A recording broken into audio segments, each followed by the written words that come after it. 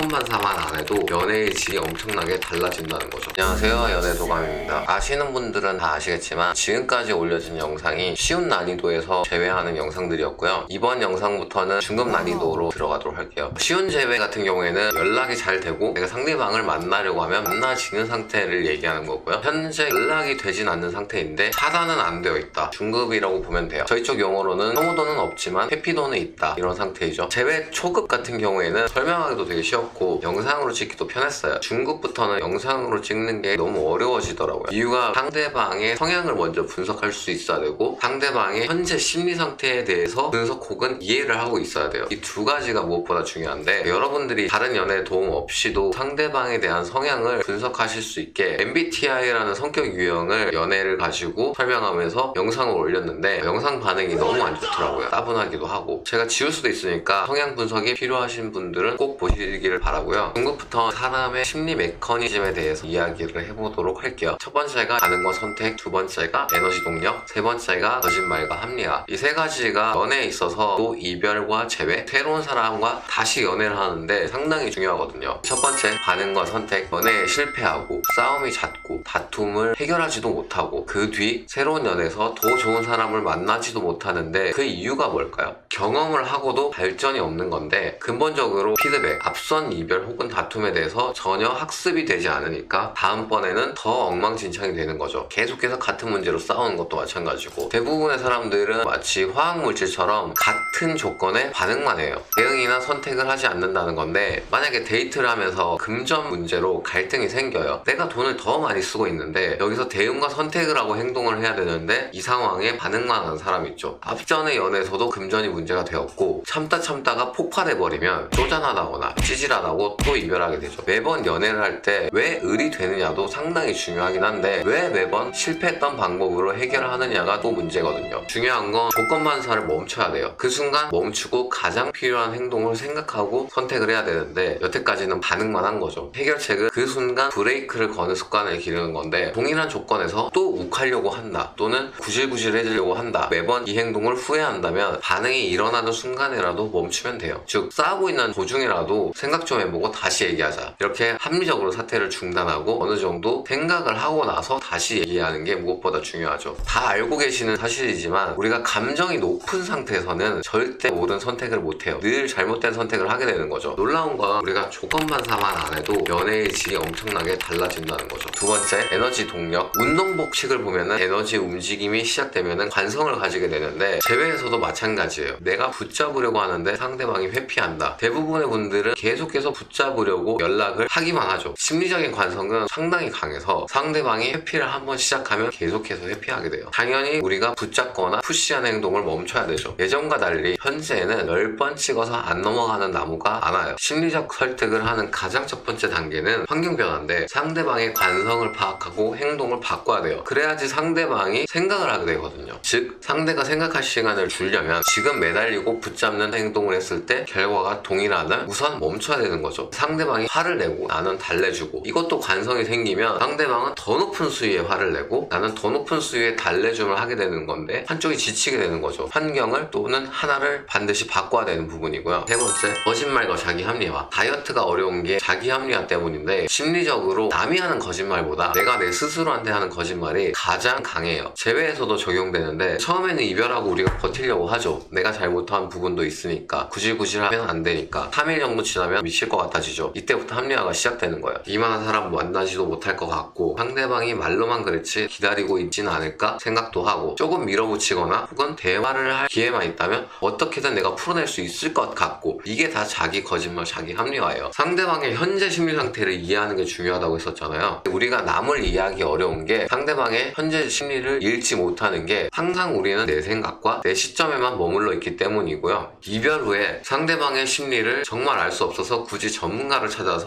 상담을 듣는 이유도 나한테 거짓말하고 있어서 상대방의 심리가 읽혀질 틈이 없는 거예요. 이별한 상대방의 현재 심리를 이해하는 것 첫 번째는 염탐 또는 지인에 의한 죽음 카카오 프로필을 계속 보는 것보다는 내가 내 합리화, 과거에 대한 것부터 현재까지를 싸그리 지우고 투명한 관점에서 보는 거예요. 여기까지가 중급 재회를 해결하는 기본 지식에 해당되고요. 다음번에는 더 좋은 영상으로 찾아뵙도록 하겠습니다. 시청해주셔서 정말 감사합니다.